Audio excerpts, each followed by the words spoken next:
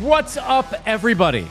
Welcome to Philly with John Marks on PHLY. We're live on a Wednesday morning. Shout out to our 8 a.m.ers like K-Red, Morning K-Red, and everybody else that joins us live every morning at 8 o'clock on Philly with John Marks on PHLY. Is always brought to you by Bet Parks and Central City Toyota. This morning, I'm in a better mood today. Tyler's back today. Yesterday, I was really tired and grumpy. And then once we got going on the show, then I was okay. But this morning, and I knew it, I was leaving the house because I have some returns to make on the way home. I got to go to IKEA on the way home. So I'm trying to carry everything in one arm. I have my backpack on, and I have this friggin' Yeti coffee. And I made the rookie mistake of having the sip lid open. And I'm trying to lock my front door, and I fumbled. Rumbling, bumbling, fumbling, boom, coffee on the powder blue sweatshirt. But more than that, because you can't see it, because I have this great laptop on my lap. More than that, I just reek of, you know what I'm saying? Like, I like coffee. I don't like when coffee spills, because the smell never goes away unless you actually clean it. So I just reek of coffee. But we're here, and listen, the Tush Push conversation is not going anywhere. Now it's going to go somewhere in May. As they're gonna meet again to try to get rid of it. So yesterday, Black Gritty and I were trying to decide how many owners were going to vote for it because we knew it wasn't going to get passed. In fact, I put my career on the line, much like a professional wrestler. I said I would retire from broadcasting if they passed it yesterday with the Packers proposal. So I should have seen this coming. They didn't even vote on it because they didn't have the votes, and they knew that. So what are they going to do? Well, the NFL is going to rewrite this rule, and they're going to pass it. The Tush Push in 2025, I believe, will not be a thing. They will say you can't push an offensive player from behind. That is a flag. You can't pull or push offensive players from behind. The NFL has decided that they need to get rid of the Tush Push, that the Eagles are too good at doing it, and teams look at that and say, yeah, it's not really fair that we're stopping the Eagles from doing it. But we're going to stop the Eagles from doing it because nobody else wants to do it. Nobody else really can do it. And we know the Bills do it, but they don't. That's not their signature move, the Tush Push, like it is the Eagles. All right? So I think it gets voted on. I think it gets banned. They change. They tweak the rule. Maybe if it's not this year, it'll certainly be next year. But it's over. It's over. And you know what, Philadelphia Eagles fans, like, give yourself a round of applause. Because finally, when was the last time we had a team in this city, in any sport, that everybody was looking at and saying, like, damn, this is a good team. Man, look at that offense. Man, look at that defense. Holy crap. There's an offensive play that we can't stop. They can't stop it. They can't stop it. So what do you do when you can't stop a play? Well, of course, the rest of the league colludes to make sure that you can't run that play anymore. Well, you may ban the Tush Push as we know it right now, NFL, but you know what you can't ban? You can't ban a good old-fashioned quarterback sneak, an unabated quarterback sneak, a non-Tush Push quarterback sneak. Because guess what the Eagles are going to do if and when they ban the Tush Push? They're going to run a regular quarterback sneak. And the regular quarterback sneak is going to be more effective than when other teams run a regular quarterback sneak. Just like when the Eagles do the Tush Push and nobody else does it, they don't do it for good reason. They're not built to do it. They don't have an offensive line like the Eagles' offensive line. They don't have a quarterback that actually embraces it. What other quarterbacks in the NFL are going to say, like, hey, yeah, let me try to get 12 to 15 rushing touchdowns on short yardage situations, or every third and short, or third and 1.5, or fourth and short. This is what Jalen Hurts signed up for with his contract, the Tush Push. So you may be able to take the Tush Push away from us, NFL. You're not going to take the quarterback sneak away. And guess what the Eagles are going to do? And it won't be as effective as the Tush Push. They're going to run the quarterback sneak. It's going to be effective. They're going to get first downs, and they're going to get touchdowns. And you're not going to be able to stop them from doing that because there's nothing you can do about that. But, oh, we had so much fun yesterday. We talked about, literally, we were on the air talking about how there's canned responses from coaches, from executives that don't really know how to respond to it. So Matt LaFleur, the Packers coach, I like Matt LaFleur. I think he's a good coach. He's being asked about it yesterday at the owners' meetings. Oh, man, it's personally my favorite. He did a little bit of everything with it, but he gave my favorite explanation and response to why the tush push should be banned. Here's Matt LaFleur from yesterday. Because when you look at the play, I would say I don't think it's a great football play. It's more of a rugby play. And then some of the injury concerns, we just want to kind of get out in front of that, and be a little bit more proactive than this. Even though you guys ran it a few times, like with the tight end. Yeah, certainly. Yeah, it's we do it too. But we're going to adjust, to whatever the rules may be. And if it doesn't go through, it doesn't go through. He kind of had a bleep-eaten grin on his face, and Tyler's really kind of, I think, sniffed this out, where he's saying, all right, we know the Packers, it was their proposal. This was their thing that they put it out there to try to get it banned. So does the coach actually feel this way? Or is the coach like Sean McVay, and he's on the Sean McVay coaching tree, is he feel this way? Because it's not like a pretty, oh, my scheme gets everybody open. It's a, hey, we're going to line up against you, and we're going to shove our quarterback past you, touchdown, first down. Because very quickly he gave the not a football play, the rugby play, and then injuries. But he added to the injuries, we know there's not injuries, but we're being proactive. Because that's the new thing. Because Sean McDermott made the mistake of talking about injuries again, and I think Elliott was the one that kind of made him look stupid just by re-asking the questions very firmly. There haven't been injuries. So to say it's injuries is ridiculous. To be proactive, because oh my God, all these guys care about is the health and safety of the players. That's why we need to ban this. We can't have players getting hurt. Give me a break. This is unbelievable. The tush push didn't have enough votes. They will rewrite it in hopes of cooking up a rule that can stop the Philadelphia Eagles. Take a bow, Philadelphia Eagles fans. Take a bow, Philadelphia Eagles. You have changed the NFL. Period. We're running the NFL, and they know it. And that's a scary thought for the NFL and for all NFL fans out there that we're in charge. We have the button. Eagles fans are in charge. Tyler Zulli, good morning. Do you agree with me with what I'm saying here and everything I'm saying about the tush push? Yeah, the thing that jumped out to me, not only did it feel like it was lip service from a head coach who's, president is the one that kind of has stimulated this whole thing, but the thing at the end really kind of caught my attention was, yeah, well, we'll adapt and we'll do within the what's in the construct of the rules, basically. And it's like, hold on. So are you telling me that you think if this rule does get passed that somehow the Eagles are going to cheat? They're going to run some kind of behind the scenes, don't look at the guy behind the curtain, pay no attention to the wizard. Hey, Elvis is over there. Right. So to me, that was the weird part was first of all, you used every cliche of this conversation that has been cliched over the last couple of weeks. But then your end sticking point is well, we won't do anything that's outside of the rules. Are you insinuating that the other teams are? That was weird to me. That was a weird throw-in comment at the end. It's a guy that wants nothing to do with talking about it. And he gave the stock answers, the canned responses. Yeah, I'll be honest with you, John. I said this to you before the show. I'm tired of talking about it. Yeah, I'm sure you are too. And we're going to have the conversation again in May when the vote inevitably happens. When they voted, yeah. And if it doesn't go through this year, we'll probably recycle and recan this thing for next year. Yep. We're going to have this conversation until the play gets banned. Well, no, then you have the conversation in the preseason because you need stuff to talk about. Right. Then you have the conversation during the games.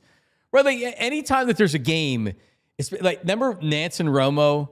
And it was the first time they were doing an Eagles game, and they were all like, "Oh, and here comes it's the Eagles, it's their secret weapon." And Tony Romo called it the Tushy Pushy. He didn't even know the name of it because he's an idiot.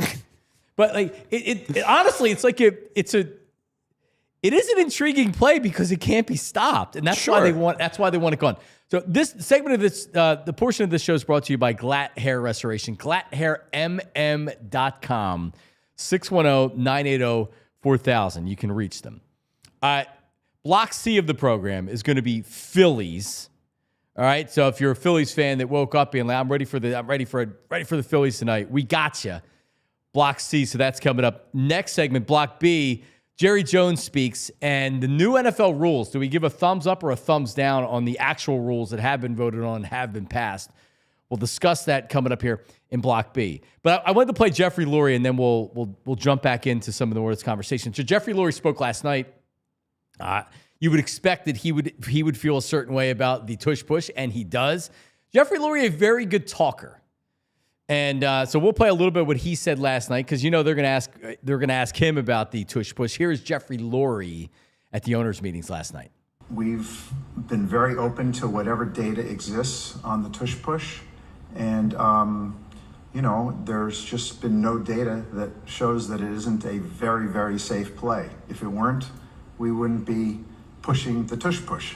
But I think it's first of all, it's a precision play.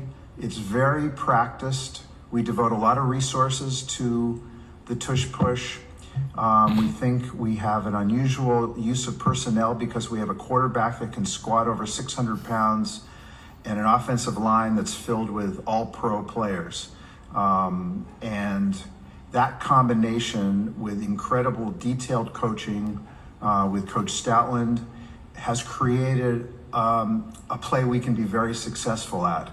All right, you can stop it there. This isn't a criticism of Jeffrey Lurie. This is just like this precision play that's practiced over and over, and that's why the Eagles are better than anybody else. Let's not get carried away with ourselves. All right, this is and he mentioned it in the cut. When you have an offensive line that is this big, and I know Becton's gone. It was the biggest offensive line that's ever played in the Super Bowl. That's not by accident. That's by design. They want to run the ball, and they want to do this. And if they know they can do this, then, yeah, they want a 360-pound guard. But this isn't the West Coast offense with Bill Walsh. This isn't the run and shoot with Mouse Davis when he came. This is a freaking bunch of big, strong guys that are pushing the defensive line back, and you have a quarterback that is 240 pounds, and he's not too tall. He's the perfect size. He gets low. He's strong. We know how much he squats. This isn't like stop with this precision. I'm sure they do practice it a lot. The Phillies have figured something out. It's a cheat code, and it's within the rules, and it can't be stopped in the NFL. Jeffrey Lurie and a lot of other people will say, well, why don't other teams do it? And it's a great question, because they can't and they won't. Tyler Zulli, your help with this right here. Let's find two more NFL teams, because anybody could do it. If you wanted to say, hey, let's just get a bigger offensive line and we'll do it.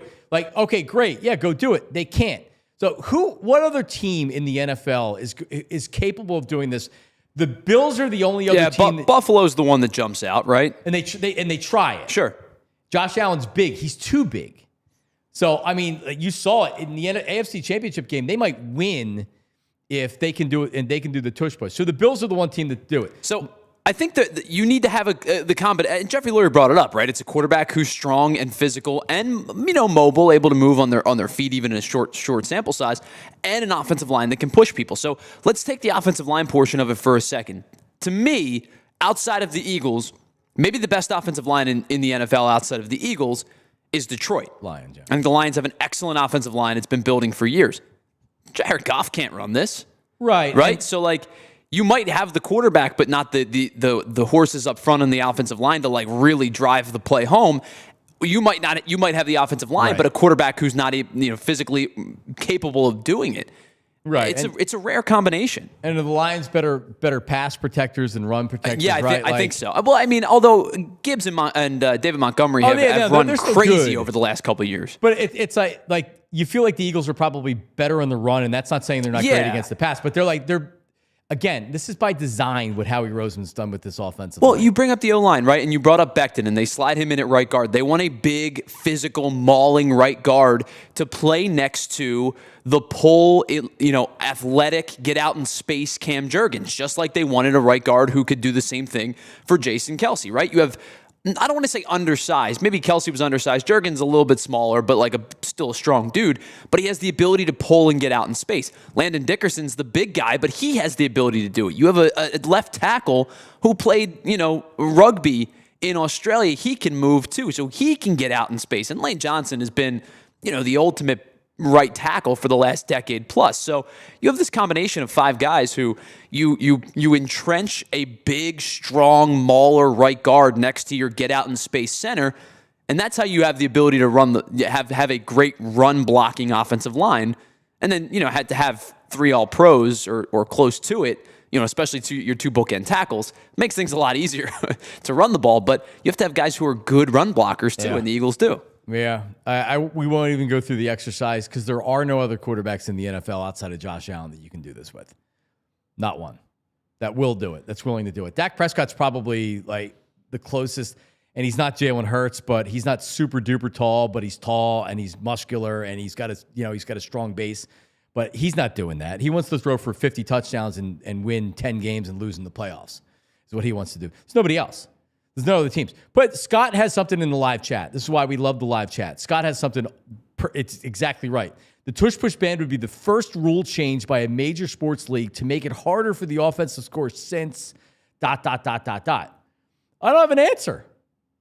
But it is. It's not that they don't want offense. They don't want it this way. And now everybody is like kind of being talked into like, look what Washington did. So you know what I'm going to do if I play the Eagles and it's second and short at the 1 yard line? We're going to try to time the snap. We're going to dive over the pile. If they give them the touchdown, they give them the touchdown. They're going to score anyway. If you give the Eagles a 1st and goal from the 1 yard line, unless they turn the ball over or there's some type of a freak play, they're getting a touchdown. With a 90+%, if like a 90 or 95+%. If it's 3rd down or 4th down, sure, you can stop it. So what do you do if you're another team? Like Washington in the NFC Championship game, what do you do? You have no other choice. The game's over if they score a touchdown. You know they're going to score a touchdown, so you do everything you can. You dive over trying to time it, try to swat the ball away from the center, whatever. It doesn't matter. They're going to score. Well, and I think you bring up, too, like the Washington game specifically, like Frankie Louvu diving over the pile a whole bunch of times, or over the line a whole bunch of times. The repercussions outside of the official for a lot of us to hear for the first time, we're just going to give them a touchdown if you keep doing this.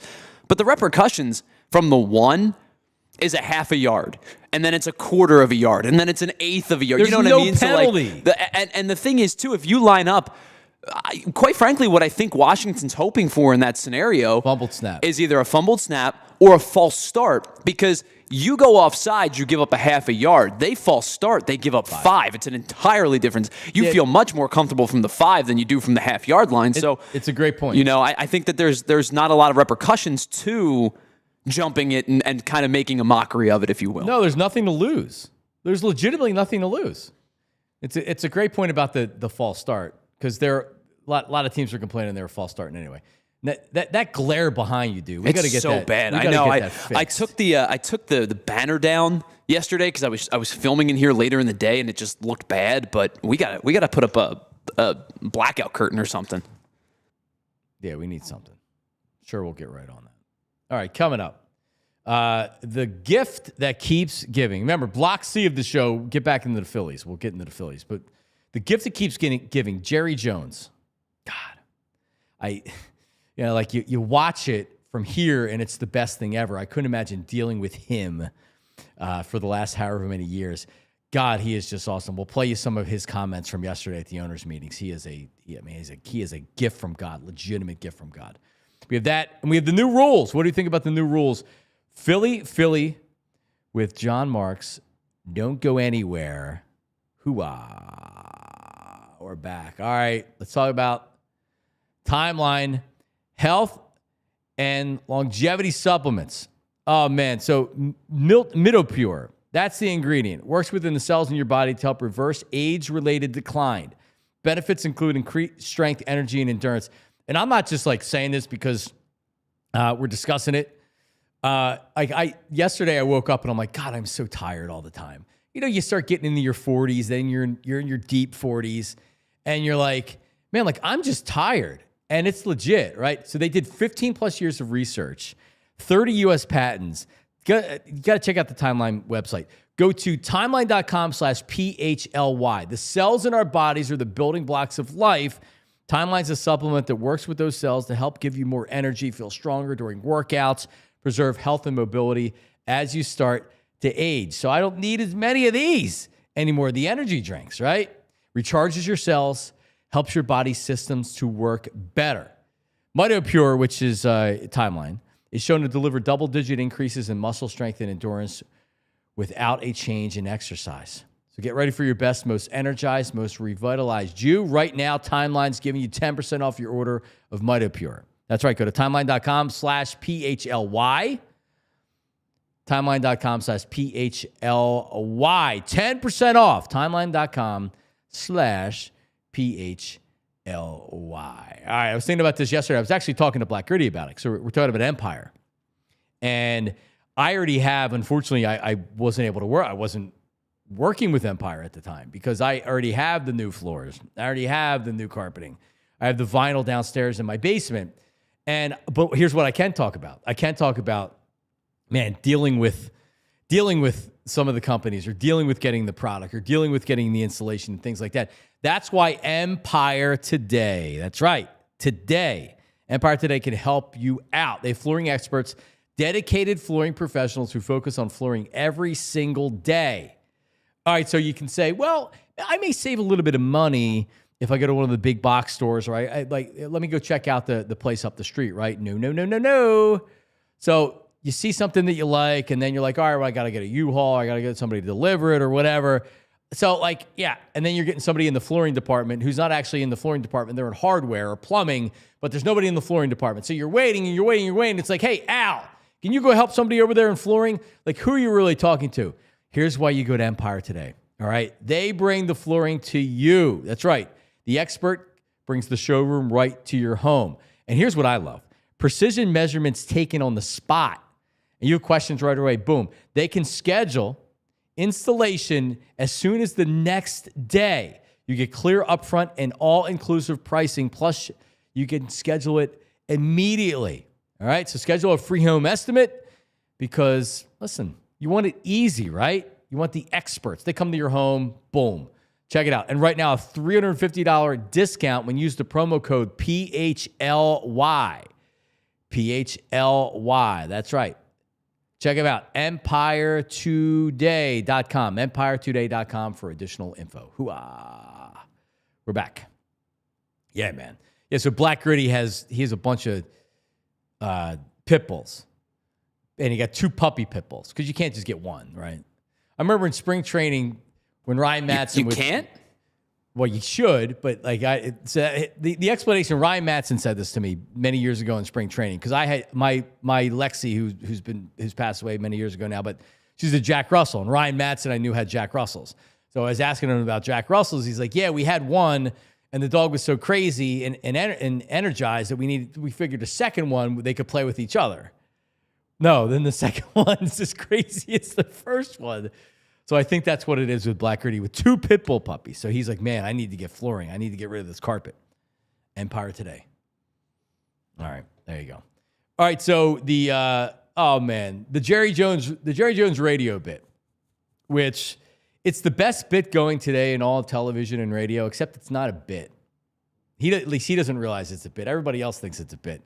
Jerry Jones down at the owners' meetings. Jerry Jones, didn't he just celebrate his 83rd birthday? Let's see if it was. I know he was bordering on 83. Now, I'll just say this. He's 82. He won't be 83 till October. When I'm 82, the last thing I'm going to be doing is running $1 billion business. When I'm 52, the last thing I'm going to be doing that as well. But you know what I'm saying, right?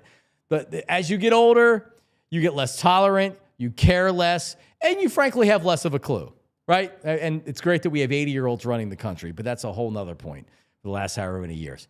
But Jerry Jones, man, he is a walking quote machine. So the big story with the Cowboys is what's going on with Micah Parsons and the contract. Are you going to sign him? And Jerry's history is play it out in the media, let it go the last possible moment, and then overpay for the player that you could have paid much less just months ago by getting in before the market instead of after the market. It's happened with numerous players. Happened with the quarterback. Happened with CeeDee Lamb. Now we don't have the cut where he talks about he'd rather wait and pay more and be right than jump the gun and pay early and be wrong. So what he's saying is I'm not sure about Micah Parsons, so I'm going to wait, and if I have to pay more, I have to pay more. He said the same thing about CeeDee Lamb, and he's saying the same thing about Dak Prescott. He doesn't really want to be right or wrong. He wants to make the players wait. For him, in my opinion, this is all about Jerry Jones being the owner and them being the employee, and him wanting them to earn every penny. Oh, you want to make $50 million a year? Okay, I'm going to make you wait until the last possible moment instead of paying you $47 million right now. It's an ego thing with Jerry Jones, and as he's getting older, he's getting much worse at it. So yesterday, he's being asked about Micah Parsons. The bingo card with Jerry Jones can be pretty big with things that he would say. This didn't even make my Jerry Jones bingo card. He doesn't deal with agents, apparently, with players, with Micah Parsons. Here's Jerry Jones yesterday at the meeting. That's just not something that you should worry about. You should be worrying about your ability to make it work, and you should be worried about what the player does. Does he have good enough health? Does he have enough skill to do what you're paying him the money for? The agent is not a factor here, or something to worry about. And I don't know his name. And so my point is that I'm not trying to demean you in any way, but this isn't about an agent. The agent doesn't have one thing to do with what we're doing when we get on the football field against a team. Micah does. To the degree I'm involved, I do.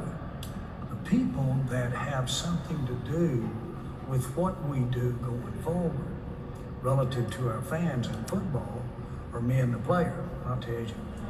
Yeah, so Jerry claims to be negotiating directly with Micah Parsons. And, once they get in the football field, that has nothing to do with the agent.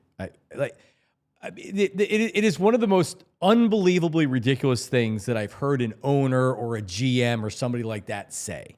Incredibly stupid, and it is disrespectful. But forget about the disrespect for a second. It's ridiculous. You negotiate contracts with agents.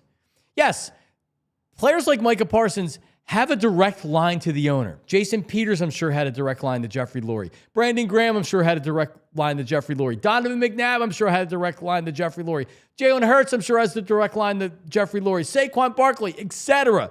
Of course, they should. That's a good owner. You don't try to negotiate a contract. And I don't even believe he's trying to negotiate a contract with Micah Parsons. I don't believe it for a second. They have people that negotiate the contracts. Jerry's the one that gets involved and screws everything up. Could you imagine being a Dallas Cowboy fan? I love it. Wait till he's no longer running the team, which is probably like another 15 years.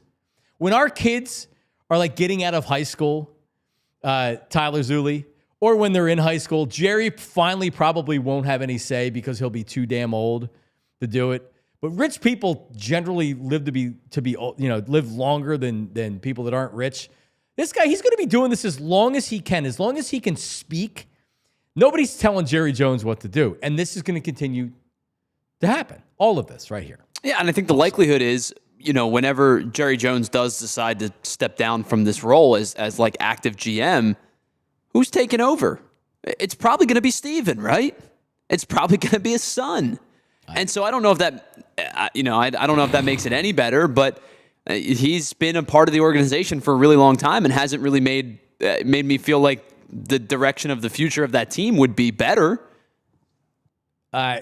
It's the, like you said, it's the gift that keeps on giving with this team, man. He just continues to drive his team in the wrong direction every chance he gets. I mean, it's unbelievable. Now, Micah Parsons comes out afterwards and is like, no, this isn't true, which, you think Micah Parsons is really going to negotiate his contract with Jerry Jones? I mean, it's so ridiculous. This is Jerry needing to go up there, and as he gets older, he realizes that he maybe doesn't realize that people are rolling their eyes. Everybody in Dallas is rolling their eyes now. They already know this. This isn't actually happening. Yeah, there's Micah Parsons. David's the best, talking about his agent. I will not be doing any deal without David Mulgeta involved. Like anyone with good sense, I hired experts for a reason, blah, blah, blah, blah, blah, blah, blah, blah, blah. Yeah, the agent's going to negotiate the contract. Otherwise, why are you paying them 3% or whatever it is? And we'll work on the audio. If you're out there listening, if the audio is a little bit low, we'll work on that for future cuts. But, this is just ridiculous.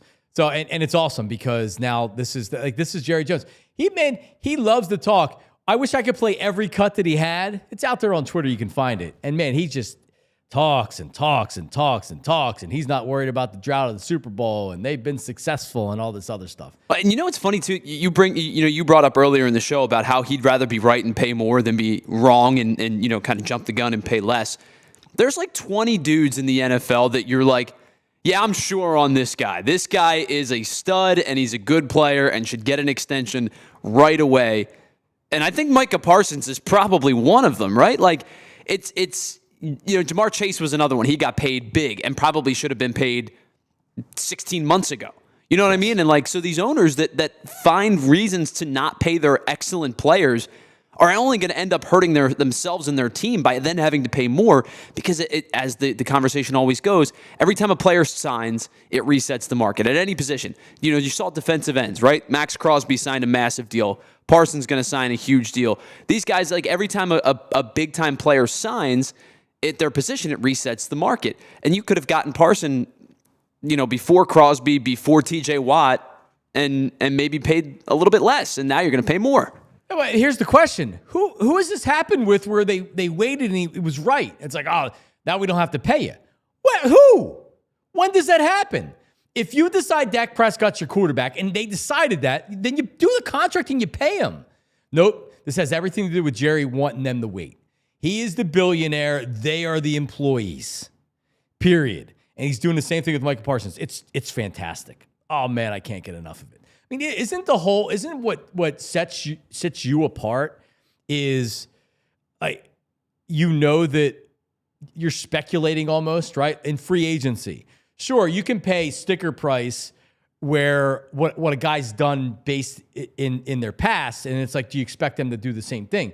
But the really good contracts are the ones where you're signing a guy that hasn't reached their peak, and you're speculating on how he's going to play. The draft is speculation. Oil is speculation. He's an oil tycoon. This is all speculation. He wants them to earn it. Earn what? What has Dak Prescott earned? He got 2 new contracts. No, seriously. If he wanted to wait on Dak Prescott, what is he waited for? They don't win anything. What are you waiting for? What is Micah Parsons going to do? Have 1 sack next year? Or his leg snaps in half and he can't play anymore? Dak Prescott had a compound fracture of his leg, and he still got a new contract the next season. So, like, what is he waiting for? He's so crazy. Oh, my God, it's great. It is so great. He is so crazy. I love it. All right, so I need thumbs up or thumbs down. And this can be from the Mad Chatters, our live chat as well. And you, Tyler, right? So the new rules are out there. And so it's more than just the tush push, right? Like I know a lot of the talk has been the tush push, but there's been big rule changes here in the NFL. So first, the overtime change for the regular season, and this is a no-brainer. I love it. So the playoff rules, which were each team gets a possession no matter what. Regular season was if you score a touchdown, the game's over. If you get a field goal, then the other team gets a shot. Nope. So each team gets 1 possession. They're guaranteed a possession during overtime. They were trying to get overtime to 15 minutes, but they're going to leave it at 10 for right now because the 10 minutes does go by fast. To get a team with 2 possessions, if you're the second possession, you're kind of hustling down there if the first team has an extended drive. So thumbs up, Tyler? Yeah, so I was a proponent of like make a stop, have a good defense for a long time. And I knew that was one of those things where I was in the minority of the conversation and I was going to lose this battle eventually. I think it's fair for the game. I think the rule of like when it used to be go down, kick a field goal, win the game, that felt a little cheesy. When they made it go down, you have to score a touchdown to win the game or the other team gets a possession. I thought that was a pretty good middle ground, but I also understood that this was going to happen. Yeah. So I'm not going to say I love it because I was kind of against it, but I knew it was going to happen. So thumbs up.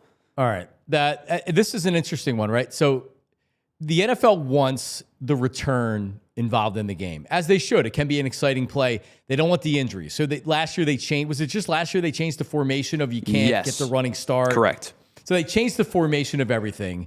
And they also said, okay, a touchback's now to the 30-yard line.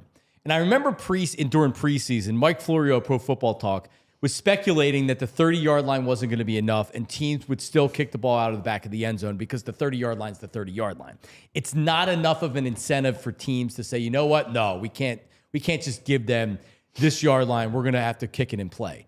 So they're backing it up to the 35-yard line. So touchbacks this year will be moved out to the 35-yard line, hoping that teams will now actually kick the ball in play. Internal data from last year shows 65 to 75% return rate if the touchback is moved to the 35, which would be double of what it was last year.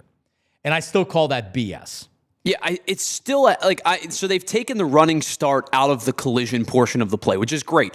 But it is still a head-on collision play because as soon as they start running, it's a force versus force type of play, right? There's still a lot of heavy contact on a kick return. Right. And so if you want to make it a player safety thing, which is great, I think you should. It should always be about player safety. I'm totally okay with it. Then you would probably move further away from kickoffs and just getting closer and closer to eliminating them. Give them touchbacks like you're playing in the backyard. Basically, yeah, you start at the, Start at the 25. Correct. And if that's the case, then if that's the thought, then that would be where I think that they would go. So they want the kickoff because it's exciting, but they want the player safety because it's important to the players. Because of course you want player safety. Right. I don't know if the two merge in this particular instance because it is still like gunners are still getting down the field at full speed, even if it doesn't start until the ball is caught. So more kickoffs will tell you if the player safety stuff actually is how much it's being reduced. I almost want to eliminate from the conversation. The NFL is saying the 35-yard line will make teams kick the ball into play. I do not agree. You still think it'll be a lot of touchbacks? The 40. If it goes to the 40, that's just insane. The 40. I don't think the 35 does it. I mean, if you kick it, I don't know. I mean, I'll be curious to see, depending on who the returner is. And if you also need whoever's kicking off, it's a lot easier to kick it through the end zone or kick it as deep as you can than to try to kick it to the 5-yard line. Yeah, I think too, the one thing you're going to also try to do is you're going to see what punters try to do when they're trying to pin return guys is to sky it, right? So you're going to have to get kickers who have the ability to put the ball a little bit further in the air than what they normally would because you want to eliminate that 15 yards by kicking it out of the back of the end zone. So you want to get it to the 4 or the 5-yard line, and you also want to put it up in the air. But you'll get more returns, and then you're using strategy, and like you said, they're trying to pin guys and put them in the corner. If you put it to the 40, I think teams are going to be like, no, we have to kick the ball. If you put it to the 40, kickers are so good now. 60's so Baldy was talking about it yesterday. The difference between 50 and 60 over the last decade is it's wiped, right? 60 is 50 now. There was nobody that could hit 60s 10 years ago. Half the league can do it now. And now if you can't hit a 55-yard plus on a regular basis, we don't really need you. All right, last one is the replay assists. I've been screaming about this for years to have a replay official up in the booth or have New York handle it. So now it's an expansion of replay assists. Hitting a defensive player, face mask, horse collar tackle, tripping and roughing, running into the kicker. The replay assist can pick up a flag. It can't call penalties, but they can say no, which is in my opinion, because they want the refs to be they don't want cheap shots, they don't want big hits, they don't want guys getting knocked out with concussions. So it's hard on the officials they want them to throw the flags in questionable cases. It's important to be like, nah, man, that's not hitting the defenseless receiver. That's ridiculous. Let's pick that up. And it's so easy to actually do because the official back in New York is watching the game real time. They slow down after the play and they say, let's take another look at it. Nah, that shouldn't be a penalty. And I love this because is there anything worse than when you get a bogus call and a roughing the passer? 3rd and 8 gives you a first down. And now it's a first down. It's like, hang on a second. Yeah. That's so bogus. I'm a big fan of this. I think accountability needs to be held across officiating, but if you're not going to do accountability, at least have some way to correct poor decisions. I think baseball is the same thing, right? I don't think the automated strike zone is going to come into play just yet, but the check system is a good idea. I think because I didn't turn my TV on or I didn't go down to the stadium to watch the officials. I came to watch a game. And so I think if you're going to have take a second to get this thing right, you're right. If there's a bogus call, you have the opportunity to over. Now, my question is, what's the overturn, right? Because if a catch gets made because of or they say separation on offensive pass interference per se, right? It's not pass interference. What's you just get the ball at the spot? Like how are they going to officiate yardage plays with penalties on top? It's not going to be on that. It's face mask, horse collar, tripping, roughing, running into the kicker. Okay. So what's going to happen is if there's an obvious face mask is missed on the field, they can't do anything about it. But if a face mask flag's thrown and it's not a face mask, then they can step in and have the flag picked up. So it's like that with all the calls. They can pick them up. They can't actually call them, which I think is a good start. And it has to be clear and obvious video evidence that shows it. Coming up, oh yeah, Phillies fever back at it tonight. Your Phillies against the Colorado Rockies. Also our BetParks Parlay of the Day. That's coming up. Philly with John Marks. Don't go anywhere. All right. We mentioned the BetParks Parlay of the Day. Listen, got to get to the BetParks app right now. Actually, I was looking before the show when we were making our parlays, and I was looking at the tournament coming up. And it's like, all right, like kind of like these 4 games, right? Like for all the bitching and moaning about, oh, well, yeah, they're all number 1 seeds. Yeah, there's 4 good teams that are playing. Auburn right now, 2.5-point underdog is against Florida. And then Houston and Duke. Duke, that's up to 5 points. So that's moved a little bit. I think a half a point. Duke -5. Bob Cooney, who's one of our basketball experts on the show, he picked Florida, but he also thinks very highly of Houston and Duke. He believes they're the 2 best teams. All right? So maybe right now, if you kind of said, hey, the winner of Duke and Houston is going to be the team that wins the tournament. That's a good way to do it as well. But the BetParks app's amazing. The BetParks Sportsbook, Pennsylvania's #1 casino right there in Ben Salem. You got to check them out. And for the BetParks app, man, get there right now. Everything that you're looking for, from player props to money lines to everything else, baseball, pro basketball, college basketball. So just get to it. The BetParks app right now. Love BetParks. And Maniac Malloy will be on the program again coming up here. And on Friday. Also, online slots, live dealer blackjack, live dealer roulette, a poker room. Online poker room. It's amazing. You must be 21 and in PA, New Jersey, or Michigan for the BetParks app. Gambling problem, call 1-800-GAMBLER. Hooah. There you go. And what do we have here? Is this Rothman coming up here? Rothman. It's that time of year. I actually have an exercise class today up at Orange Theory in Collegeville. I've been hitting 2 a week, and I'm not gonna lie. Yesterday I was still sore from Sunday, and feeling better today, but like no major injuries. Like you get a little sore or whatever. What if you go out and you play golf, you swing them for the first time? What if you like racket sports or just like to go running, right? By the way, I'm doing a 5K next Friday. This is in my career, this will be my first 5K ever. You running the whole thing or are you walking? You doing both? Oh, I'm running. Okay. Oh, all right. I didn't know how you were feeling. That's awesome. We'll talk about this coming up in a second.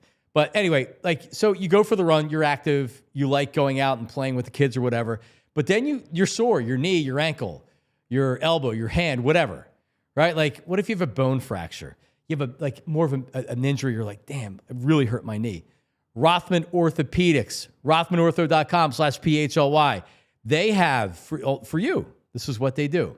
They have a doctor and a team for every body part. That's right. So, like, you hurt your wrists, Rothman.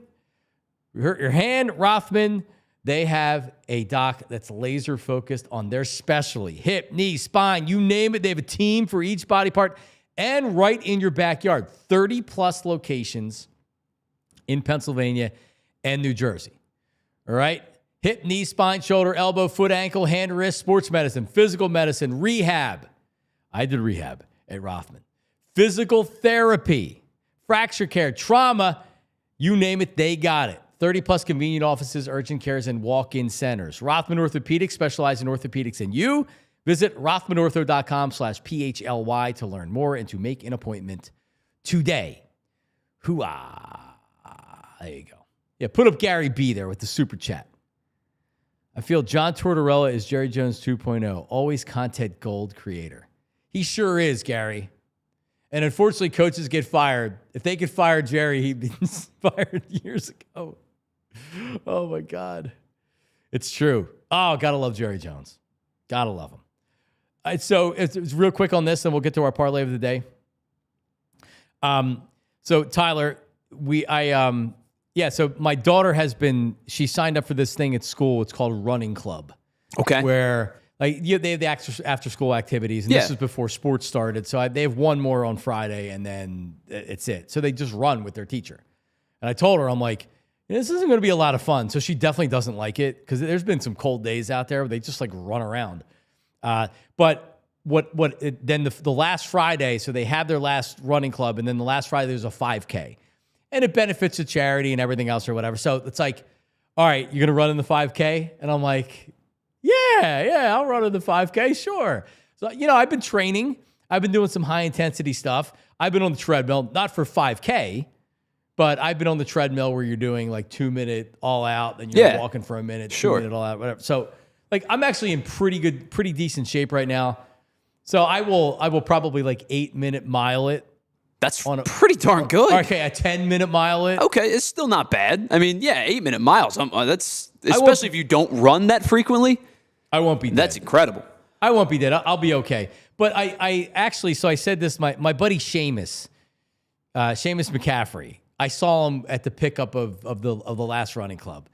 And I was telling him, I'm like, I'm going to run the 5K because people were telling me your daughter is going to crush you. I'm like, she's 7 years old. I don't know if she's going to crush me, right? So I said it to him, and he goes, oh, you're an idiot. I'm like, why? He's like, because I thought the same thing when I did it a couple years ago. You have no chance to beat your kid. So here's what's going to happen. I can almost tell you exactly what's going to happen. If you're not worried about, like, keeping pace, like you want to run with her, right? Like a bonding moment type of thing. If you're just saying, hey, I'm going to see if I can beat you, you're going to jump out to a big lead because you're an adult and you longer strides and whatnot, right? And then she's a kid. They have unlimited energy, right? She's going to catch you in the back like mile and a half. Or the back past 200 yards. And by the way, she does not want to run with me. That's already been... Oh, she wants nothing to do with you in this event? We're definitely not running together. She's not waiting. She's not waiting up for me. You're losing the race. That. Yeah, she wants to run with her friends. Yeah, you're losing the race. Whatever. Yeah, so I guess I'm not beating her in the 5K is what all the adults were telling me. Yeah, like I said, if you had a mile, I would say you're going to win because I can just sprint. Yeah, you're just going to run it, and you're an adult, and you've got longer strides, and you're just going to win that race. Over what's a 5K? It's like three and some change. Change. Yeah, you're going to lose that race. Yeah, like I believe me, I'll be miserable in the third mile, but I won't be dead when I'm done. The last thing I want to do is run. I don't mind doing it for 2 minutes at a time. I've always I hate running for running's sake. You play a sport, you do something, it's part of the game, right? It's no big deal. But like throwing on some headphones and just like feet to pavement for 4 miles is not fun. Well, like it's exactly. I'm gonna put my AirPods in, and I don't know if I'm gonna put on my what playlist I'm gonna put on. But yeah, I'm gonna put a playlist on, and I'm gonna be running to it. So maybe I can even best of luck to you. Thank you. So that's coming up a week from the Friday, so a week and 2. And I'm not running it. I'm not running even one time. No, thank you. No, thank you. I'm out. All right, it's that time. It's time for our Bet Parks Parlay of the day. All right, we're in big trouble here, Tyler Zulli. It's not been good. We've only hit. Oh, look at that snazzy little thing that we have right there. It's so cute. I hope I didn't lose our parlay of the day. All right, so I didn't. So right now we are plus $34. We've hit one parlay. All right, we've hit one. Listen, it's not easy. And let me also speak into something here because I would love to be able to do some home runs and things like that. What I've learned, because the day part that I worked was afternoon drive. So once they get the lineups in, I guess, or once you get into the afternoon, for baseball games, they can put in parlays. And then you could get, like Carl Schwarber hit home run, Bryce Harper hit home run. They don't put player props out this early in the morning when we do the show before 9 o'clock because they don't know who the hell's playing. If it's a day game, I think they do more of them. So there's not a lot for us to bet on here. So we're going to have to be doing a lot of just like games or things like that. Because at opening day, we were able to do strikeouts because it was a day game. and they knew that. So I don't know. We're still trying to figure this out. But anyway, so here are our 2 picks for today. We're actually going to wager 100 to try to win 157 because we need to make some money, man. Tyler, we need to make some money. We need something. All right, so I'm going to go with mine, and this is contrary to what I normally would ever do with betting. I'm taking a heavy favorite in this just because I don't believe there's a way they lose this game. The Boston Celtics are hosting the Miami Heat. The Celtics are one of these teams right now that even not for the whole season, but I think people will understand when I say this. They know that they're a really good team. They're coming off a title. They know they're a really good team. It's all about the playoffs at this point. So it's hard to get up for every game during the regular season. You know what it's hard not to do? A team like the Heat comes in Boston, and listen, this is a great it's a great game for them to kind of come out and be like, yeah, like home, let's go kick the Heat's ass, right? They're favored by 10.5 points. I'm going to take the money line. Boston Celtics, which is minus 480. So, Tyler, we're risking $480 in this. Yeah, it's an interesting one. For the 100. Now, we'll give you your pick, but the cash out's for 157 if we do it. But so I'm going minus 480. At least mine is minus 480. The Boston Celtics win the game on the money line. Listen, this is going to come down to if mine hits because yours is hitting, right? The Celtics are winning this game, Correct. and there's no question in my mind that they're going to win this game. You know what? I'm going to go back to this because this little logo is cool. I was tempted to take the Royals on the money line today, early. They're the first game on, or the second game on, excuse me. They're playing the Brewers. The Brewers have the worst pitching ERA throughout the first 5 games. In fact, they won their first game yesterday. But money lines weird me out in baseball. I think it's too volatile. I'm going to go to the first game of the day, which is the Texas Rangers and the Cincinnati Reds. And I'm going to go to a player prop. And I like the total bases player props in baseball. And I'm going to go to a guy who's had a really good start to the year. He had a good rookie year in 2023 and didn't play last year. And that's Matt McClain from the Cincinnati Reds. He's going up against Jack Leiter. Leiter had a good first start of the year, and I know it's a righty-righty matchup, but McClain's actually, over his course of his career, hit about 285 against righties, so I'm not so concerned about that. So far, McClain has 5 hits on the year, and 4 of them have gone for extra base hits. So I'm going to take Matt McClain of the Cincinnati Reds over 1.5 total bags in this one, and I believe it's plus 112 the last time I checked. It may have changed since then, but I believe it's plus 112. It is plus 112. So total bases by Matt McClain. So a double would put you over. A double, 2 Walks singles. Do not count Walks against do not count on total bases. So it's got to be a ball put in play, and it has to be a hit. It can't be an error either. So you get a double, you win. You get 2 singles, you win. Hits only. Yeah. So I hit on Monday. I hit Kyle Schwarber over 1.5 bags with 1 swing of the bat. Because he put it off the wall. So I'm going to take Matt McClain plus 112. Plays plus 159, so it evens out that big bet. And by the way, the Celtics, I just changed the line. It's up to minus 455 now. Hey, we're getting a little bit extra juice. Plus 159 for a $100 bet. So you're going to find out tonight Jason Tatum's not playing. Something's going to happen. Even with that. This is one of these games where they show up and they're like, you know what? F you, Pat Riley and Spoelstra. We're going to Tyler Harrow. Bam. All right, Phils. Listen, so far so good, man. I know you were on Anthony's show yesterday. I've been very happy. They got to the bullpen on Tuesday or on Monday. Chris Sanchez looked good. The power's there. Kepler looks good. Pretty much this team is as advertised so far. Would you agree, Tyler Zulli? Yeah, I think so. I mean, I think that, obviously the thing that jumps out to you is they've struggled against starting pitching so far, and they've crushed bad bullpens, but they've hit a ton of home runs. Kepler, Castellanos, Schwarber the other day. I think the one surprise so far, Edmundo Sosa's been excellent in his kind of spell for Trey Turner. Love him, man. He is the perfect. Anytime you get a bench player that you want to get in the lineup and you wonder if they're a starter, is the kind of bench player that you want, because ultimately they're probably not a very good bench player, but Edmundo Sosa, you can use him enough. I think they'll use him in left field a little bit. I do when too. They wanted a right-handed bat, and he's earned the at-bats, man. I love players like Edmundo Sosa. I do. They bring a certain energy to the lineup. But I will say this, I think there's a bell curve to Edmundo Sosa. Like, there is an overexposure aspect of it too. But you're right. I think if you get him more, I was talking about it yesterday on the Philly show, like, Rob Thompson's going to find ways to get him at bats, and it's not just going to be pinch hitting and playing once a week in a spell start. I think he's going to play a little left, play a little short, play a little second, maybe play a little third. Like, they're going to move him around to get his bat in the lineup, especially against left-handed pitching. Yep. Yeah, for sure. Yeah, I mean, believe me, he's a great extra piece. All right, so kind of looking ahead here to the series there, Tyler Zulli. You have Zack Wheeler, Kyle Freeland today. The Phillies are, what did I say they were? Minus 355? That was a lot. Yeah, that's a Rory Halladay line. When Halladay was in his prime with the Phillies, that's the kind of number you would see. Heavy favorites, because Kyle Freeman's not a tomato can. All right? So that is today. And then tomorrow is a getaway day, at least for the Rockies. 105 start. What a crap pitching matchup. Taijuan Walker makes his 2025 debut for the Phillies. And I didn't even I didn't even type down the starter for the Rockies. We can deal with that tomorrow. It's Antonio Senzatella. Yeah, if it was Antonio Banderas, I wouldn't care. Or Antonio Bastardo. So that's tomorrow, and then how about this weekend series, dude? Dodgers coming into town. They're undefeated as we speak this morning. You have Yamamoto against Luzardo on Friday. Sasaki, the newest Dodger, he hasn't looked good so far, right? He really struggled in his first start. Aaron Nola.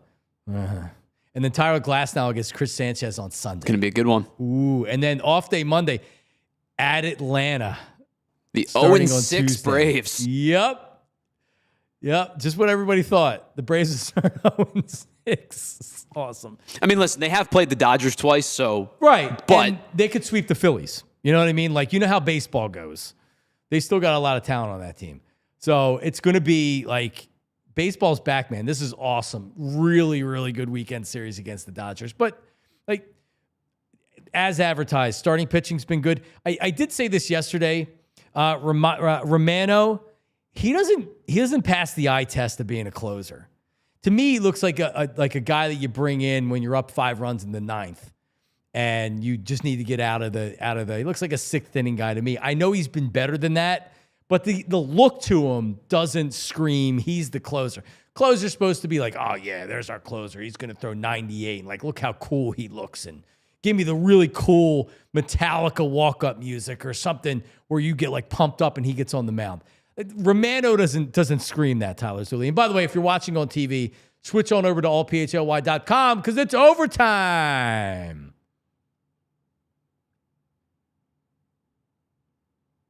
I mean, your thoughts. It's not exactly the best breakdown of his pitching. One of the things that was kind of a little bit of my concern heading into the season was that, he was coming back from pretty significant reconstructive elbow surgery.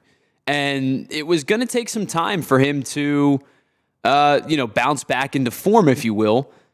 And so when they brought him in and Hoffman left and Estevez left, I think there was a lot of onus on Kerkering, on Strahm, on Alvarado, on the rest of the bullpen to do a little bit more heavy lifting because they were going to be called upon in higher leverage spots. Now, Strahm's done it in the past, Alvarado's done it in the past, but you now have 2 righties. Your 2 high leverage righties are a guy coming off a reconstructive elbow surgery who looked better on Monday than he did in the first start or in the first appearance. And then it's Kerkering who has continued to elevate. But I mean, we're really talking about a guy who's only in his second full major league season. And so I think it's going to take some time for Romano to get his feet under him a little bit more. I would expect it to be a feel out process a little bit. To me, it's like if the velo's not there just yet, it's okay. If the stuff's there not just yet, it's okay. I'm more worried about command right now than I am about the stuff. Like the stuff will come back, I think, unless his elbow is just a mess. But that's always what the command comes back. Yeah, like you look at velocity and you look at it like, all right, like he looks like the old pitcher. It's just that he can't throw strikes. I mean, like I'm not alarmed yet, or I'm not alarmed because if he's not the guy, they'll figure it out. And that's what Dombrowski, I have confidence in doing, I guess. Well, and the thing, too, is like good teams at the trade deadline, and I know we're talking 4 months from now, but like good teams at the trade deadline always go acquire bullpen pieces because you can never have enough, right? Well, look what Dombrowski did last year with getting Estevez, And he gave up real prospects to do it for a guy that was with the team for 2 months. Sure. And you look at it now and you're like, all right, well, that didn't work out. You still got to take the shot because you're in the World Series window. So if they can't figure it out by, like you said, the trade deadline, they'll figure it out. And maybe this is not a fair comp because I think these guys were better than Estevez was when the Phillies acquired him. But like Chapman was traded as a rental for the deadline and then left the following offseason. I think Kimbrel was the same way. Was acquired at the deadline, moved in the offseason. Like back end of the bullpen guys on bad teams tend to get traded. You know, especially as their contracts are expiring. Like if they're on the final year of their deal, teams are going to go get something for them. Yeah, to your point, one of the reasons why a team that knows they probably don't have a chance to make the playoffs, they sign a veteran guy who's a closer because they're like, hey, we trade him at the trade deadline, we get a couple of prospects. Why do you think the Angels signed Kenley Jansen this offseason? Right. Yeah, it makes sense. I mean, when the Phillies sucked, they used to do the same thing, and they would trade the guy or whatever. And then when they were trying to make the playoffs, they traded for those guys, like a Mike Williams the second time around or a Turk Wendell, who sucked. Anyway, all right. Well, we're back tomorrow. But just talking about the Phillies makes me happy. And when they lose, talking about the Phillies does not make me happy. But right now, I'm happy. I can't wait for this weekend. It's going to be great pitching matchups. All right. Shout out to everybody that watches live every morning on YouTube at 8 a.m. So we appreciate you commenting in the live chat. Also, if you're not watching the show live, which we know a lot of people watch as their day goes or whenever, that's awesome when we appreciate you. Just make sure everybody is subscribing and liking to our YouTube channel. But also, comment within the show. Give us your opinions on the NFL rule changes, on the Tush Push, on the Phillies, on Jer down in Jerry's Word. Comment, like, subscribe, et cetera, et cetera, et cetera. And if you be like, hey, I hear him talking about watching on TV. Yup, all of our programming on PHLY is available on Xfinity, Samsung Plus, Roku. So if you have Xfinity like me, just talking to the microphone or into the remote and say PHLY, boom, our 24-hour channel comes right up. We'll talk to everybody tomorrow live at 8 a.m. See ya. We all silly like the mayor.